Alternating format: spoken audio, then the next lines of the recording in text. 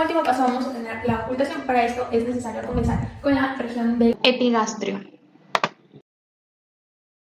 Y siempre es importante hacer el comparativo de un lado a otro. Y luego en la región a 2 centímetros por el borde costal vamos a poder auscultar las arterias renales en las regiones del flanco derecho e izquierdo. Y vamos a ir descendiendo. Y también podemos encontrar las ilíacas, la ilíaca izquierda